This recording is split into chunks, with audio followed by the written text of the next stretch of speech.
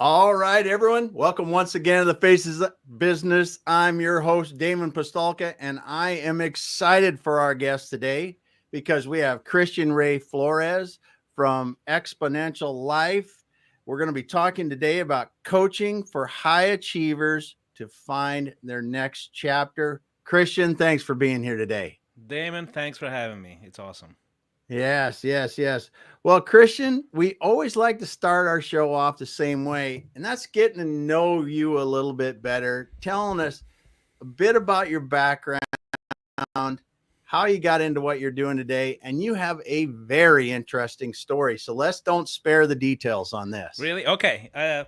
So it is a confusing story. So I'm going to do my best to tell it in a very concise way that actually makes sense. So currently, what I'm focusing on, I have three main focuses. I'm a little bit sort of distracted, ADHD professionally. I do performance coaching for purpose-driven leaders. This is one company. The other one's called Third Drive. It's brand strategy. We have a small but award-winning team. We do incredible media and brand strategy for people. And we also do a lot of philanthropy. So we have this after-school academy in Africa and Mozambique called the Send Academy. And those are my main focuses right now. So how do I get into that, right? So that's the backstory. And the backstory actually makes sense why I do these three things, because I basically grew up on three different continents. My mom is Russian, my dad's Chilean. I was born in Moscow. They moved to Chile. Basically, they were going to settle there. We're going to live and die in Chile, right? And it was a good life until there was a military coup, a classic Latin American military coup. And at the time, the guys who came to power were really bad guys. And they put tens of thousands of people in concentration camps, killed a bunch of people, tortured all kinds of people. A lot of crime, a lot of just crimes against humanity level stuff, right? Mm-hmm. And my dad was one of those people. He was in a concentration camp. My first childhood memory is looking through sort of the barbed wire. My mom was trying to pass food through a soldier to him. And he was among the lucky ones. He was released. So he sort of left with his life intact, but it was a scary few months. And then we spent another few months in a refugee facility, a UN refugee facility, and eventually got sort of exiled into Germany, Russia, ended up in Africa. My dad got a contract that he was an engineer. So I grew up in Africa. So basically, it was like changing 4 countries by age 7. Very, very different countries, right? Very different cultures. And languages. I ended up learning 4 languages by age 9, which I still speak. And that sort of formed a really strange tapestry of experiences, cultural experiences, suffering, danger. And that got really topped off when I was a teenager, because my parents divorced, and my mom wanted to go back to Russia. So I ended up in the Soviet Union in this 1-bedroom apartment. I slept in the kitchen. It's just awful. I was really upset, right? That, because going from a tropical place to a place that had food lines, not a fun experience. Yeah. And it was cold on top of that. But then it sort of turned around for me, because I got a good education. I got an economics degree, and I went into music because I was musical my whole life. And I'm like, in my 20s, I'm going to try. If I fail, it's fine. And I ended up being on national television by year 1. I went from small clubs to bigger clubs to sports arenas. I was on television, radio, magazine covers, everywhere. So I became one of the biggest pop stars in all of that post-Soviet space, like 15 different countries. I toured all over that, and even helped, elect the president. Boris Yeltsin was trailing behind in the polls, and I had this #1 hit at the time called "Our Generation," and it was sort of this anthem-y thing that everybody was into that song. So his campaign used it in a lot of those, ads, and I campaigned for him. I went on TV, and it was sort of the last time where the communists were about to win. They were actually leading in the polls, and we sort of helped them collectively, not just me, obviously, to get there and win. And we thought, this is it. Russia is going to be democratic and free, and of course we were very naive. and that sort of reversed when Putin came to power. Yeah. So that's basically the backstory. And because of that, now I do what? I do media, because I produced other bands, and it went into, we started promoting media, commercials, doing video, web Mm-hmm. design, graphic, brand. I mean, and of course, my first big success is my personal brand, and I'm a huge fan of personal brand development now. And now it's the time to actually do it. And then, of course, personal coaching is essentially coming from this place of a high achiever, which I was, and realizing that so many of us who are in that, we're just extra driven, right? Extra ambitious. We have these gifts and these talents and this drive, but we also have these flat sides. And those flat sides, they get us eventually, right? And they prevent us actually from living an extraordinary exponential life, what I call. Yeah. And so one of my passions is to help people like myself. I've been doing it for a while, to basically be at the peak of their performance, at the top of their industry. These are the people that I love working with. These are the people that I've decided I'm going to spend my life making a difference, basically, right? I'm going to be at the top of my game. I'm not going to just coast, and I'm willing to do the work to get there. Yeah. So that's the coaching piece, and obviously the philanthropy is, I've seen so much poverty, I've experienced poverty, and I just wanted to give back. Yeah, so you talked about the flat spots that high achievers have, or blind spots or whatever you want to call them.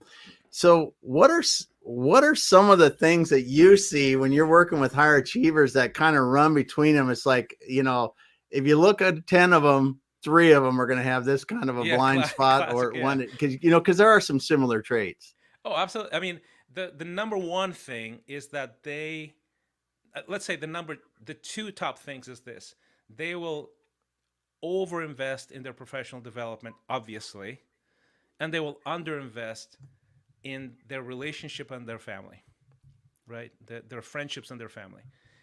And that is, I mean, and those two dimensions are hugely important for Yeah. human flourishing, even business success, actually, right? Yeah. You make some enemies, your wife leaves you, and your kids resent you. Guess what? You're not going to be top of your game at all, right? Very, very quickly.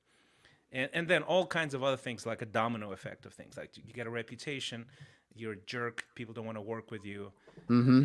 Instead of being an attractor, a magnet for other people, where you're respected, people come to you for wisdom and that kind of thing, right? And family is just hugely, massively important to do well long term on all kinds of levels. Psychologically, a source of joy, a source of belonging, a source of decompressing. The thing, that's what we care for at the end of the day when we're on our deathbed, right? We don't care about the bank account or the status or the achievements. We care about the people who loved us. Mm-hmm. So if you sort of under invest in that, you end up, yeah, you might get some financial success, maybe a lot of it, but you're gonna be on your third startup and your third wife. Who wants that kind of life, right? So that's probably Yes. one thing that comes to mind. I think the other one is ego and pride. And pride blinds people, and pride robs us of friendships, of wisdom, of progress.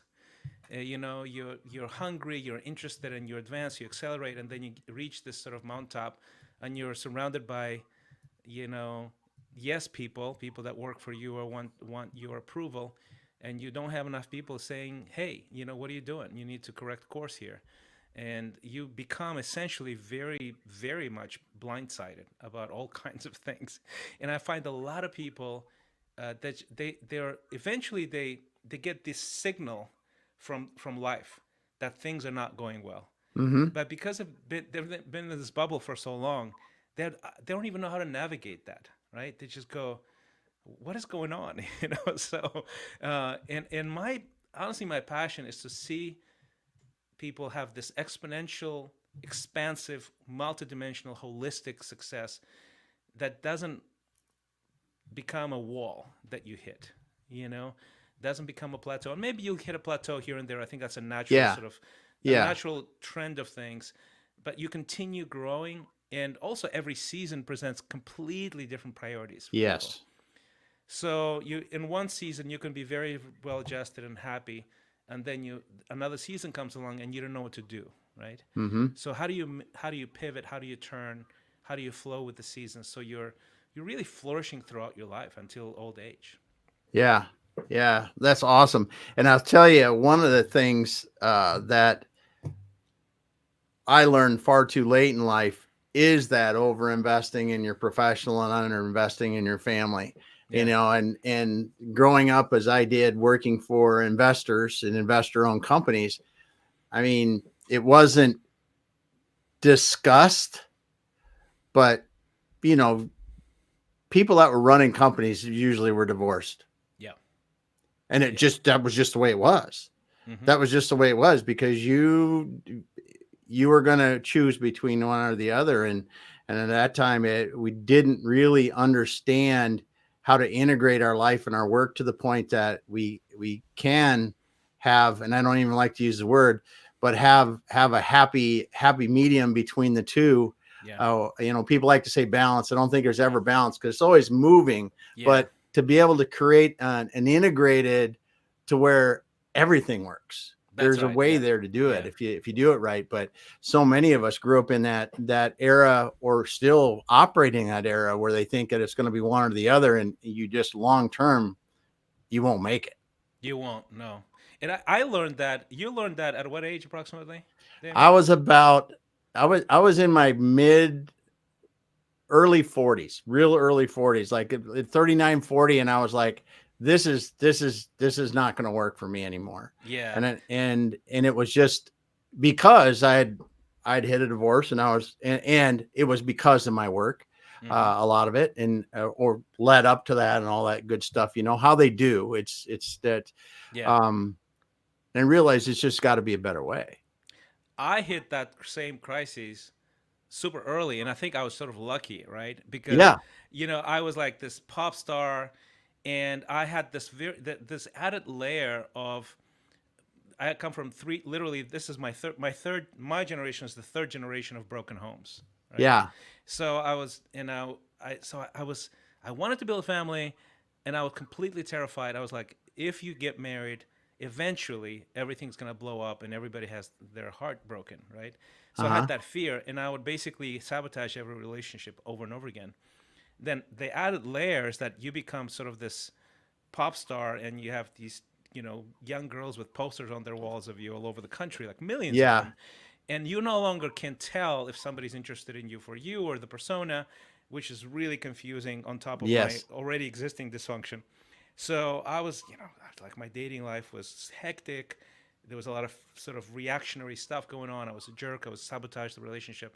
And then one of my girlfriends got pregnant. We had a baby. Now what do I do? Yeah. And I can't change course. I don't know what to do. And I do the same thing I always do. And I'm a complete jerk to her. And she leaves and she cuts me off, completely cuts me off from my daughter. And that was it. That was like, I was 25 years old. I had a number one hit in the charts. I'm clinically depressed. Like, Yeah. just, I was already thin, right? I was already thin, and I was like thinner than thin, right? And it was just awful. And to me, I'm grateful for that because it was such agony. And it was so clear, Yes. okay? My ego is up here, my success, fame, everything, and I am a complete loser in family and romance in relationships. Like, I literally don't even know what to do. So Mm-hmm. to me, it was so stark that it woke me up, and I was like, you know what? I'm okay with sucking at anything, but I will not suck at family. And Yeah. I will this sort of pattern of broken homes will stop with me. And it was sort of this it was like this passion. I was militant, and I that's sort of the first time I got I found this guy who's a Canadian pastor, and he became my first coach. And it was sort of a very classic coaching um, sort of dynamic where he was basically Mr. Miyagi in my Mm-hmm. eyes, right? Yeah. And I was like grasshopper. I'm like, just tell me what to do, Mr. Miyagi. Right? Like, just tell me. I know nothing. My glass is empty. And that was the smartest thing I did. It did because he literally poured into me. I sort of figured it out like fairly quickly, 3-4 years of sort of Mm-hmm. rearranging, and then I meet my wife, and I know what to do. Yeah. And I've been married now for 25 years, right? So Yeah. That's awesome. That's awesome because, that foundation and I learned it later, as you said, but when you have that foundation and you have that support system there with you alongside of you, it allows you to really then fully experience not only life, but your professional career as well. Yeah. I mean, now you're joyful, you're free. I mean, and that's it's just the beginning, and there's like all these dimensions that you can do the same thing with. And I use this tool called the exponential radar, and we score ourselves in 7 dimensions like all the time because Mm-hmm. of that, right? Because if you're holistically successful and you know where you're going, the whole thing really comes together. It's pretty magical, right? Yes. Your emotional state is good. You have flow, you have creativity, you have great ideas, you have grit. I mean, because everybody has problems, you can overcome those problems. Things don't phase you as much. You collaborate, you love people, you attract people that want to work with you. You don't like repel people, which you do when you become sort of dysfunctional. So Yeah. the virtuous cycle of this kind of approach is pretty amazing. Yeah, it is. It is. And that's cool that you got to experience it early and now you're helping other people do it. So as you're helping people do this and you're really looking holistically and they start to get it, what are some of the things that they say? What are some of the realizations that they have? I think one is they're surprised once we start talking about it, how stressed out they are and how like they're numb to the fact that they're permanently stressed out, like Y- nonstop. Yes. And when I teach them, hey, you can change that. They're like, no, but this is just normal. This is what everybody, right? And I go, no, that's actually not normal. That's why you're stuck. Like let's fix that. And that's sort of one of the big things that people it's very hard to get out of it because life complexities, responsibilities, failures, shame, childhood trauma, all those things they just sort of pile up, right? It's like this compound interest of bad fuel, I call it actually, Yes. of bad fuel. So you're running on bad fuel, and you don't know you're running on bad fuel because you've been running on bad fuel for years, sometimes decades, right? Mm-hmm. And it's like you get on good fuel and you start going, oh my gosh, this is possible, so that's one. The other one I think for me is how let's say you go to college, you become good at something and you're like mid-20s or something, you just hit your stride and you start getting your first deals or whatever promotions, you get Yep. more responsibility, etc. And that's sort of a time where people, usually professionals, they grow, but then very slowly, especially if you become good at what you do, people throw responsibilities at you, right? Yes. So now you have, a department or a company or your VP or something. Then you have a wife. A wife has preferences and opinions. You have 2.5 kids. You have a dog. You have a mortgage. You have a car, right? You have all kind status symbol stuff. All these layers add up, and you don't even notice how you stop growing. You stop dreaming. You stop creating new things, and now you're in maintenance mode and you Yeah. just slow down and you don't even notice that you slowed down, right? And you're like stagnant. And then after that, you go, why am I unhappy? Why am I not growing? Why are things not coming my way anymore? And a lot of people sort of stay in that space for quite a while, actually. Yes. So that's another big piece that I notice all the time is sort of this slow down, stagnation, or going in circles, whatever you're experiencing, something like that. And then the third one, I think it's this: people are not aware of just how much self sabotage they have. Again, because there's a baseline. So they're in that. Let's say you're in that sort of plateau mode, right? Even it could be worse. It could be burnout mode, right? But let's say Yes. plateau. It's not that bad. It's plateau. You're sort of okay. And one, if you say to somebody like that, you start working with them and going, what are imagine 3 to 5 years. What's your ideal day? Your ideal week? And that exercise sort of starts moving things, and you go, huh. Sometimes you can't even imagine it, right? Sometimes you can Mm-hmm. imagine it, but you realize, oh, I have this image in my mind, but where am I now? And the speed I'm moving, I'm not going to get there. That's Yep. disconcerting. And you go, okay, so let's see how we can get there. What's that gonna, and then the moves that are required, the actual action that is required to do that, it causes this resistance, this shrinking, of this inner self-sabotage, low self-esteem. Mm-hmm. And when you're in a numb place, you don't notice it much. But if you're in an advancing, like, hey, I'm going to make some changes place, it just Yes. bubbles up to the surface, and people got very raw and self-aware, and what if I, like all this stuff, and it's all completely in your mind. That's sort of the what I try to sort of show people, like, this is a complete lie, man. Like, let me help you get used to this feeling, and then we'll prove to your mind and to this fear that you have that this is complete falsehood. Yes. And you can get to a place that you haven't even dreamt of because you've been in this stagnant place for too long. Yeah. And it's super easy too. I mean, it's super easy to stagnate like that because you can Yeah. roll along and, your career's going well, your life is kind of going well, and you're on that cruise mode. Yeah. And, as you, if you got family and you got kids or whatever's going on, it just kind of get in that cruise mode. And it is very dangerous because you are falling behind, even if you don't feel like you're falling behind because you're not moving forward. Exactly. And also the world changes. Then the Right? world's changing around you. Exactly. Yeah. And it's real easy to get in that comfort zone where you talk about these things, these permanent stress. I love that. I love that descriptor, because at that level you can stagnate with a very high level of stress.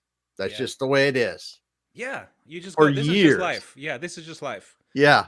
Yeah. And then the self-sabotage, as you said, is, well, I can't change that because that would require this, and this, and those are such big things, or that would, and we talk ourselves out of 100 ways to make the stress better, to make the stagnation much less and allow us to grow, because the self-sabotaging makes it look like it's a mountain when it really is a series of little hills.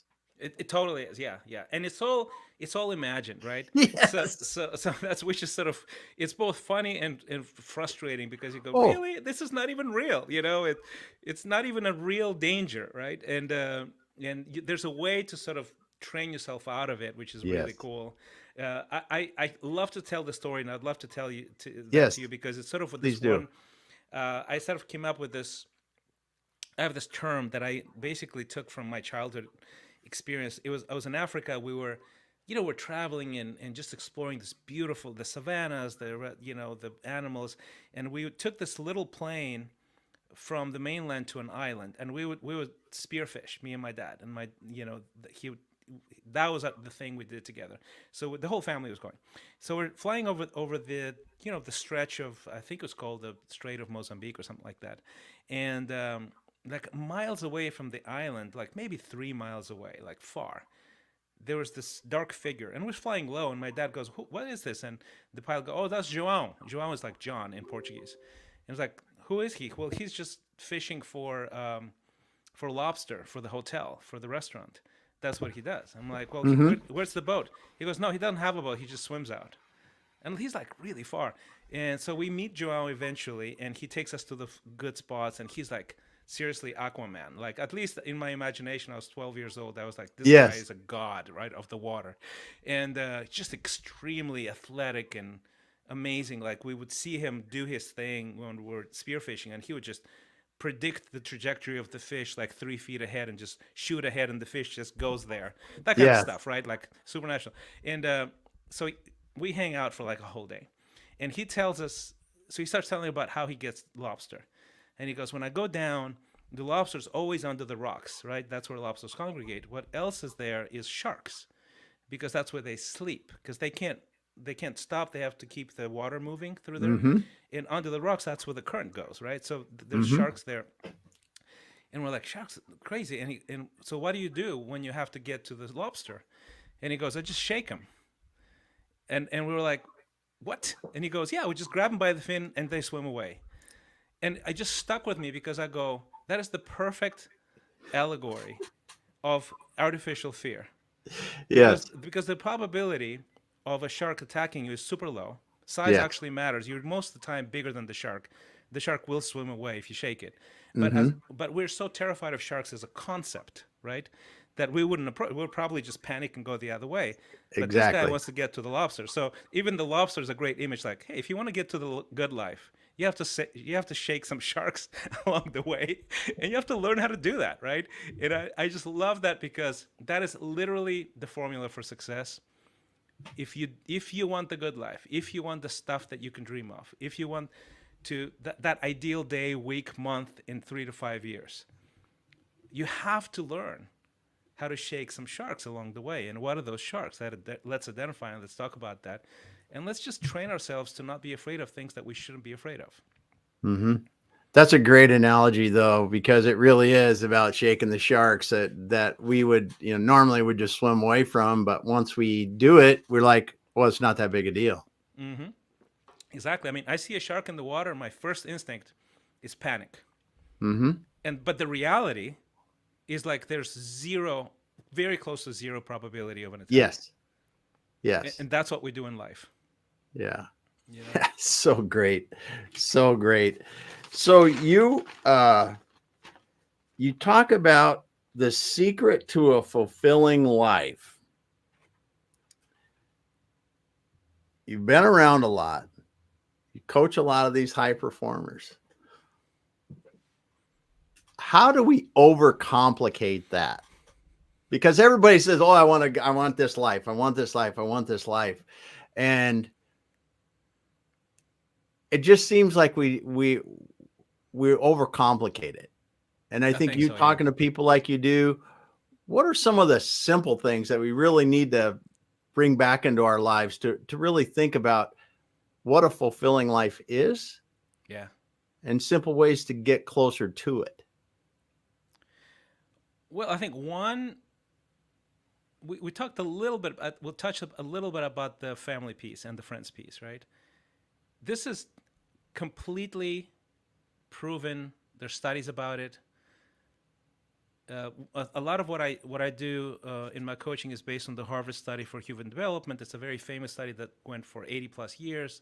It's the most exhaustive study, and it's not a new age thing. It's a Harvard study. It's a scientific study, and they basically can measure the top factors for the people that are healthier, wealthier, live longer. Quite literally, you'll live longer if you do these things, which is sort of important, gets your attention, right? Oh, yeah. And they basically name 4 things.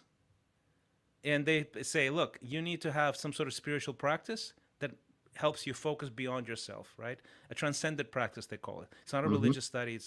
It's sort of not focused, not you being the center of the universe, which is a kind of a healthy thing to do. And if you are the center of the universe, you're a narcissist, and it's a depressing sort of state of being in the first place, right? So having some sort of spiritual practice is the first one. The second one is having a healthy nuclear family. You know, your parents, your siblings, your spouse, your kids, really nurturing that and investing in that, and that will cost you. You know, and I can tell you exactly what it cost me, but I've given up millions of dollars worth of revenue to get that piece right. Mm-hmm. Because I know this is going to pay off more than the millions, you know? And the third one is friendships. All you need is 2, 3 really good friends, like really, really good friends. Not deal friends, but real friends, right? That you're vulnerable with. And it's harder for men than women. You know, men are sort of loners. We're built a certain way. Mm-hmm. And it's hard for men to be vulnerable with other men and to trust somebody, and especially asking for guidance. It's very hard. But getting that right. And then the fourth one is meaningful work. It's work that you feel like, you know what, I was born to contribute this way to humanity. So it's beyond the money, right? Beyond the prestige, beyond the status. It's something you go, I'm so good at this. I was born to do this. It gives me joy. Mm-hmm. You know, you get those 4 things right, and you're basically golden. You know, you will be literally happier, healthier, wealthier, and you will live longer. And that's the exponential life in my book. Yeah, and That's great. I mean, the one of the things, it's funny you were talking about, I was talking about this with one of my kids, is it's the meaningful work part. And I think that the again, in my age group, we didn't talk about meaningful work. Right. I think I talk about it a lot more now, but I think it's very easy, even for someone that's 25 years old, 20 something, just got out of school, just starting their career, whatever, wherever they're at, to get in that stagnation mode and wake up 10 years later to realize they're not doing something they like. And that we don't really teach that to young people, I don't think, enough to be standing up and looking, is this really meaningful work to me? And I don't mean that it's all philanthropic. I don't mean it's all, I mean, it's just like you said, it's got to be something that you're really passionate about and something that you can make an impact in the world. And it's such a waste, because you see the people that have been extremely successful that have hit this late in life. What do they usually say? I wish I would have found it earlier. Yeah, that's right. Yeah. You know, I did a webinar literally. Let's see, what's today? Tuesday. Did one on Saturday, right? I do a free webinar once a month for my subscribers on my newsletter. And this one I will do actually every X amount, right? It's called Exponential Career Leaps. So it's basically this idea of how do you make a leap rather than this sort of slow burn thing, right? And I had a few guys there and girls as well. And the first thing I do is I say, why are you here? And everybody says, I want to improve my career. And, I'm a director. I want to be a VP, but I'm a little bit concerned about this and things like that, right? And then somewhere down the line, I go, okay, what is your vision for your life, your mission, and sort of this passion that drives you to do? Can you score yourself against those things? And it was fascinating. I didn't even expect that. People start sharing, and they stop. Like one guy says, well, I want to serve my church, and I want to do this program for my church. And then this other guy go, yeah, I'm developing this I'm a volunteer for this nonprofit. And I said, hold on. Why did you slip from I want to improve my career to something completely different when it comes to mission and vision for your life? And they were just quiet. And I'm like, because you have no passion in your work at all. And then you wonder why you can't go from director to VP. That's why. Like, do you think you're going to be at the top of your game? You're going to be excellent? You're going to be extraordinary? If you have no passion? Really? Like, how does that work in your mind? And you're stuck. And why are you even asking yourself why you're stuck? And of course, it's nuanced, and you have to figure out why that is and how to change that. Yeah. But it's remarkable how misaligned we can be for so long. It's just makes for a miserable life. Yeah, it really does. And you talk about passion, and I got to see this as my son was growing up. He actually played on a baseball team. He's got 4 of the people on the team that went to play in the MLB. So when you see people that, and then he actually, he worked out with the guy that's won the Cy Young twice. Wow. So that's, and just last year won it. This is a passion. And when you get to those extremely high levels like that, everybody's good. Yeah. Everybody's good. And it's the passion to keep going when other people won't. It's the passion to get yourself in the right state of mind to do what you're going to do, and to do the things that other people won't, not bad things, obviously, but do the right things to keep going and keep improving. Because like you said, at a director level, it's hard to get to a director level, but to get to the VP level or a president level, you have to up yourself to get to that level, not just your skills, because that's what, as you said earlier, people always think it's about skills. It's not skills. It's about your passions have to align with what you're really doing, because that comes through. And in really high performing teams, it's that passion that allows people to work together almost intuitively with really without thinking about what they're doing, that gets them to perform at the highest levels. Yeah, absolutely. And it's so much fun to see that. And it's great that you're helping people, because when they start to rethink this a little bit, there's a lot of aha moments. They do, and also, you know, remember how we talked about the baseline of stress and anxiety and all that stuff? Is that what that does also to you? It really puts your self-esteem and your identity into the toilet, and Yeah. it's so slow that you don't even notice it. So once you start saying, "Hey, you can be," I can see in you being at the top of in your industry, and they do not believe you, Yes. which is like stunning, right? And I go, let's unpack this. So start working on that, and I'll give you a quick example of someone who I interviewed. Actually, he's on my website now as a testimonial. He's this young executive, does commercial real estate, and he's done it for 7 years. He's really good at it, and it's just this the life in that business, in that corporate sort of role, convinced him he is a cog in a machine. Uh-huh.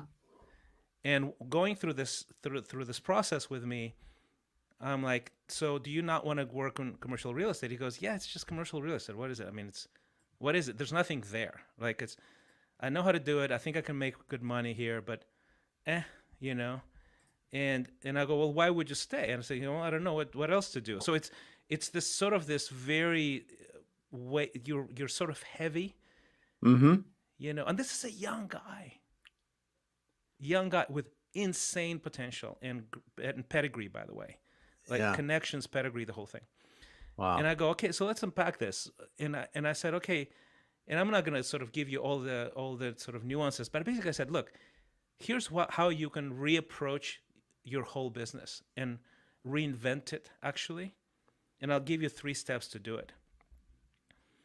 And I said, okay, I described the steps, and he goes, you can do that? And I said, well, do you know the industry? Do you think you can do that? That's going to make a difference? He goes, that's absolutely going to make a difference. I said, do you still feel like you're a cog in a machine? He goes, no.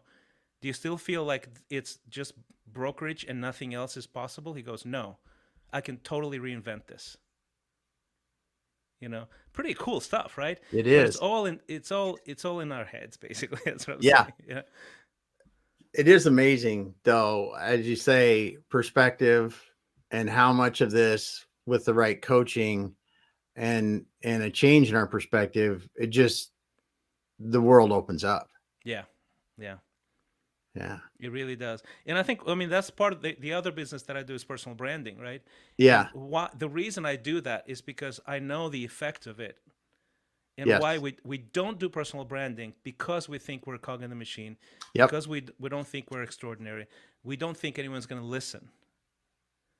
And that is literally the best way to stand out. It's the best way to serve and the best way to scale. Right. Mm-hmm. So, and even I fell victim to that, honestly, because like in my first season, in my first professional success, that was literally my success, right? Like one day I was growing up in the Soviet Union. I tell this story because I love the irony of it. I'm like sitting in this classroom, bored out of my mind, and nothing can ever change. It's like the kingdom of mediocrity, right? Yes. No upward mobility, nothing. And I would doodle these logos, for some reason. And they represented the West. They represented possibility, So I would do like Adidas and Nike, and for some reason I liked how Kiss drew their logo with the SS with the lightnings, and I did all kinds of things like that. And by engaging in a music career, which was very counterintuitive, my parents didn't want to do it. It's the quintessential personal brand. Like, I'm gonna basically say I will perform, right, and Mm-hmm. bet on that, and the odds of success are like 0, right? And like 7 years after, or 6 years after that, I had a endorsement deal with Guess. I didn't own Guess. I didn't have access to Adidas. Like, I just dreamt of Adidas, of owning a piece of clothing or sneakers. I had literally an endorsement deal with Adidas. My posters were in every store.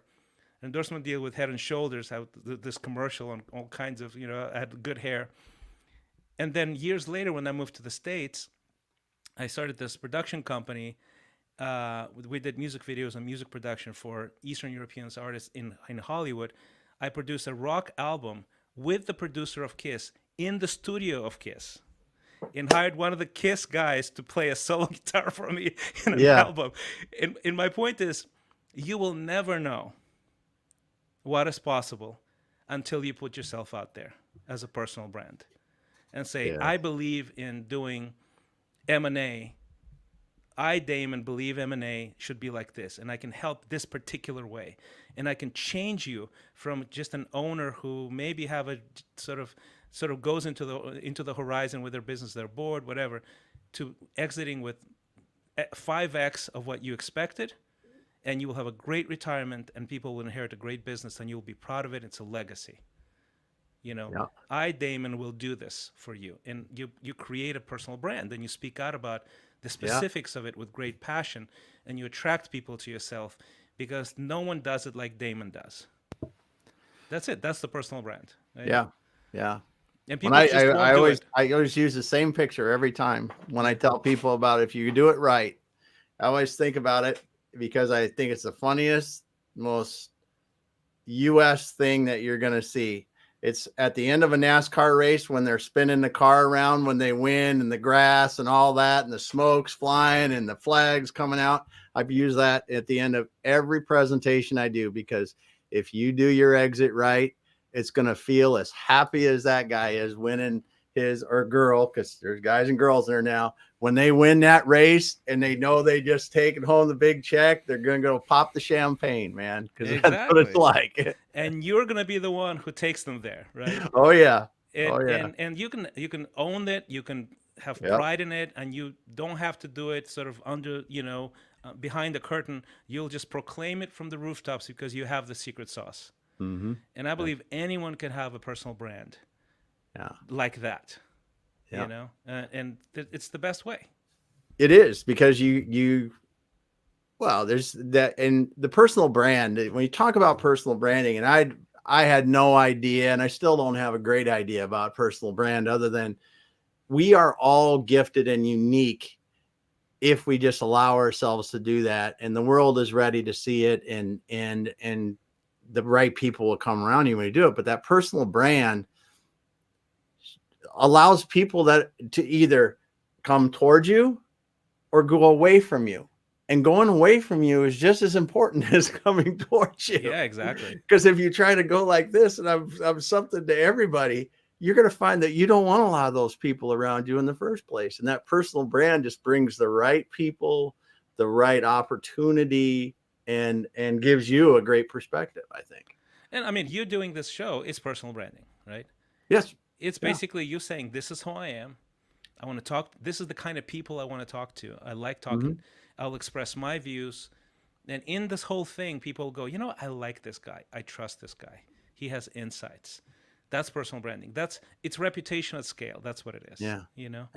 And to not do it, to me, seems like it's just stunning to me when people don't do it, right? Go, really? And I mean, some of the friends that I talk to, that I coach, they're like in the shadows. And I'm like, why are you in the shadows? I see this in you. I can tell you like in 5 minutes how the personal brand would look like, feel like, and it's fear. The only reason for not doing it is fear, right? And it's this sort of this belief that, maybe I don't think I'll do well, and it's going to be too hard. And it is hard, it's not easy, for anybody. But I look at them and I go, and I think maybe what helps me in my work is that I'm an immigrant, right? Is that I go, okay, so hold on. You live in the most prosperous country on the planet, in the freest country on the planet. 72% of the population of the planet is under authoritarian regime right now. 5.8 billion, I think, something like that, right? 5.6. Wow. So you live in the freest country on the planet, the most prosperous. You are, by being even in the middle class of America, in the top 1% of earners on the planet. So you have this freedom, you have prosperity, you have wealth. On top of that, you are in an era in history that has never come before until like maybe 7 years ago max. In history. in history, where yes. you can serve anyone, anywhere, at any time on the planet. Mm-hmm. And you're telling me that this is not a good time. I love how you said that. Seriously? Yep. And Yeah. yeah, so it's the immigrant's perspective, I guess. Well, and it's a great, that perspective is great, and I'm sure it really helps your clients and your people you're talking with, because it is we often forget that, right? We grow up, we don't realize what we don't realize, or don't think about what we really need to sometimes. But man, Christian, it's been awesome talking to you today, and really incredible getting to hear your perspective on helping these high achievers overcome, find their blind spots, move past them, and get towards that. And then your thoughts on the personal branding, because that combination is very important for those high achievers, because that personal brand then allows them, like you said, take themselves to the masses to even improve that success further. So if people want to talk to you about your coaching, your personal branding, what's the best way to get a hold of you? Well, if they wanna just sort of enjoy some of the stuff that I talk about, just like today, right? You can subscribe to my newsletter. It's a free newsletter until like 3 weeks. If you want access to the full archive, Mm-hmm. you pay like the equivalent of a latte a month or something like that. And it's a lot of good stuff, right? I drop a newsletter every Sunday. There's videos, there's books, there's all kinds of resources, and it's all basically free. If you are like one of those people that go, okay, I need to talk to this guy, right? And you're like in the 1% of the 1% of people who actually will do something. Yes. You can go to exponential.life. Exponential without an E, just starts with an X. Yep. And that's the website. And in there's a really cool tool that I basically use with all my clients. It's this exponential radar tool. And we made it free for everybody. And you can go to exponential.life/score, or just see it on the website on the main page. And he asks you like 40 questions, and it's based on a lot of research. It takes maybe 7-8 minutes to complete. And Mm-hmm. what you get in your inbox is this clear report of where you're at across the most important dimensions of life. And you're either good or medium or low. And Yes. it gives you this very crisp picture. And you can just take it home and process it and decide what to do with it. Or you can reach out to us and schedule a strategy call. We're mostly overbooked. So even if you schedule one, it's free. We'll just say, hey, here's some advice to you. And if you go, I really want to be coached, we'll just add you to the wait list. And when a spot opens up, we can just let you know. Mm-hmm. Awesome. Awesome. Well, Christian, thanks so much for being here today. I really appreciate it, and appreciate you stopping by and sharing your perspectives. And I just want to say thank you once again. And everyone out there, if you got into this late, I want to tell you, you need to go back to the beginning. You need to start over, listen to Christian from the beginning, and we can, there's so much good stuff in here. And I want to say, I cannot pronounce your name, but she said, can you say the 4 things again? And I will. They were spiritual, a healthy nuclear family, friendships, and meaningful work, if I remember right. That's right. I had them written down. But thanks for that. And I want to say thanks everyone for listening out there. If you didn't comment, we appreciate you being out there. We appreciate you coming back every week. I could see we had some listeners out there doing your thing. Appreciate it. Christian, hold on for a second. We'll finish up offline. Thanks again for being here. Thanks, Damon.